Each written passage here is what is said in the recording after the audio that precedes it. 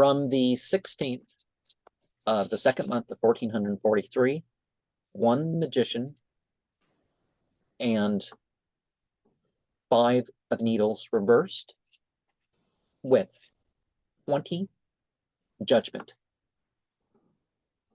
Plans are not always about current results, but continue in your dedication.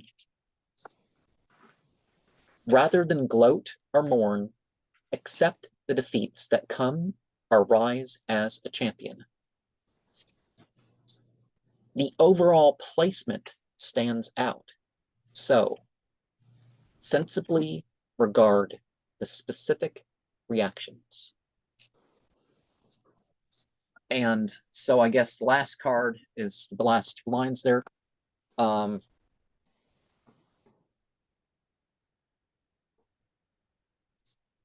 Are the middle 2 lines or the second card. Either way one wants to take it, but so what are your initial thoughts about this and the cards?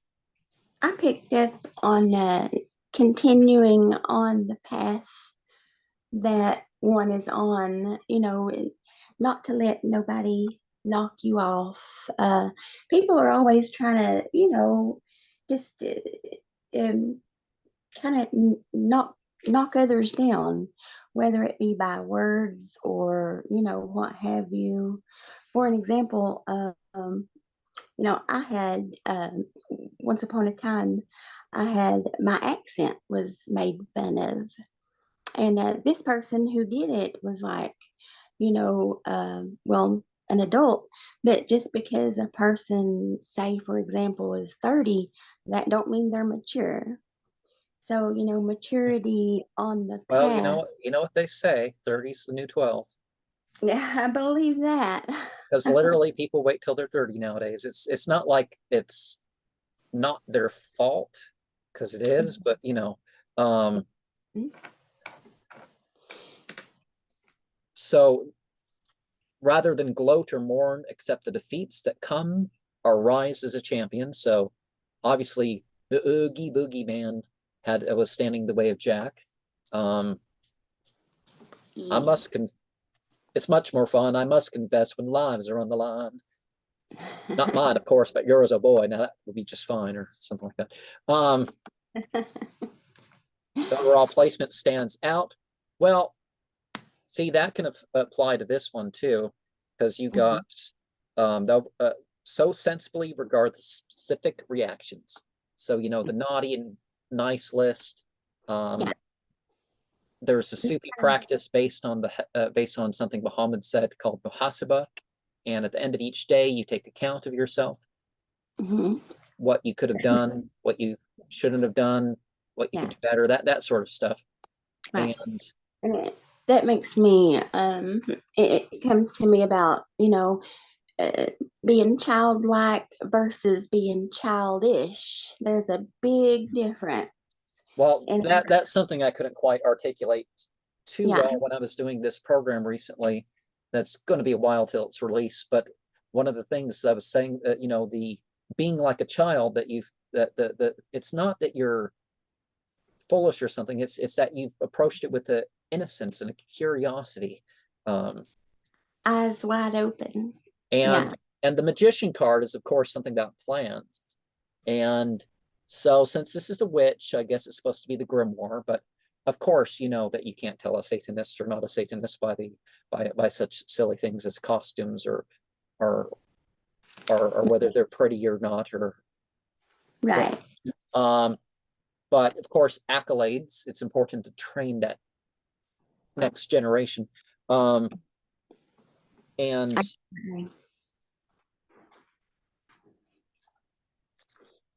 but I mean, and okay, yeah, so the of course the needles is the swords, because remember the Thoth tarot, you have that swords card, and it's like the other 6 cards are there. So there's going to be a dominant planetary aspect, you could say, when you do some of these works. And of course, Santa Claus is keeping his exact list. And you've brought up the cards that was aforementioned. You've found. Yeah, I've got the priestess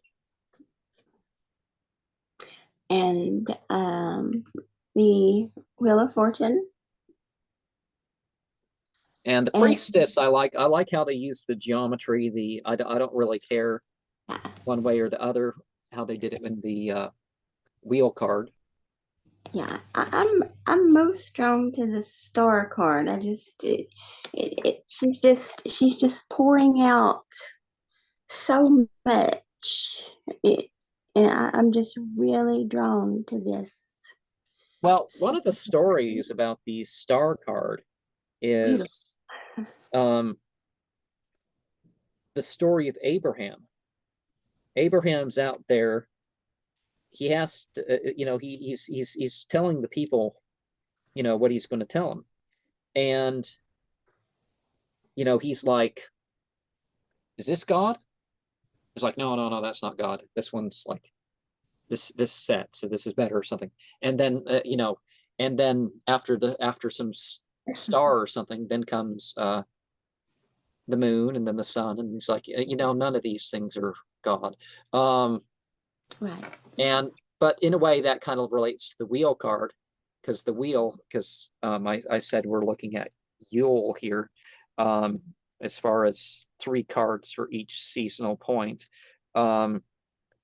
Things are going by, and the star card is like things are going by and you're taking in the new information, and sometimes some ways you're like outdated, like who knows, a lot of that stuff in the Bible could have really been the thing back in the day, but we need something.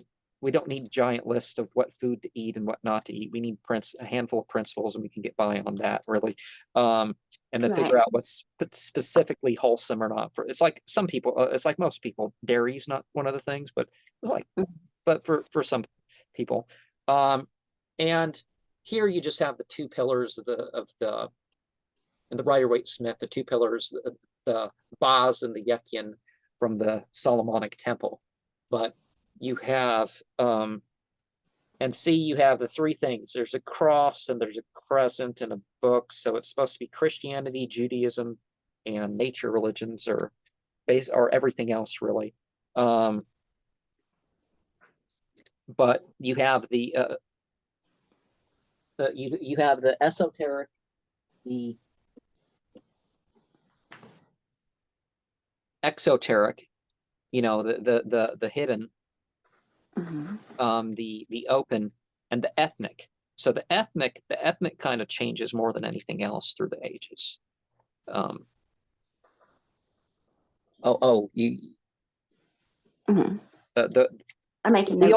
wheel card has these like 3 animals. So you have the ascent. I didn't show the star with this one. So you have the ascent. You have the staying the same.